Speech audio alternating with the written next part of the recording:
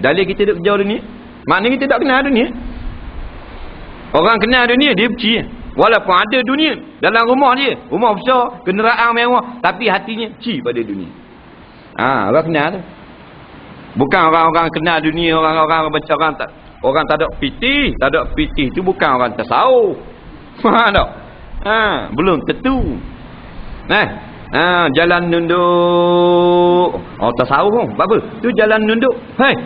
Tasawuf bukan jalan nunduk dah tu. Tu sakit tekak.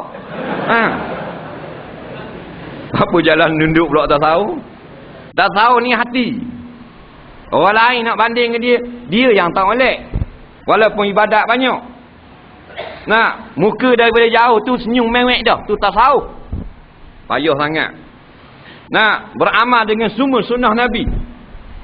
Bapak tasawuf Rasulullah SAW. Rasulullah ni 3 kilo lagi nak sampai kat kita, senyum dah muka. Ni tasawuf muka macam rimah. Tasawuf apa bodoh? Ustaz pula muka macam ke singa nak makan orang. Ustaz apa gitu? Tok imam muka gini. Bakai nak mampu. Bukan faham ni Terengganu. Dia Rasulullah, laqad kana lakum fi Rasulillahi uswatun hasanah. Jumpa orang senyum. Orang reti bahasa tu. Jumpa orang senyum, tok imam, tuan guru, ustaz, tengok muka orang senyum. Tapi jangan tak ada orang senyum. Tu berat nanang. Kata gua mana tok imam ni senyum apa? Duduk seorang dalam bilik. Kata dak lama tok imam ni. Kita kena cari timbalan dah ni. Dak apa sedap ni tok imam ni.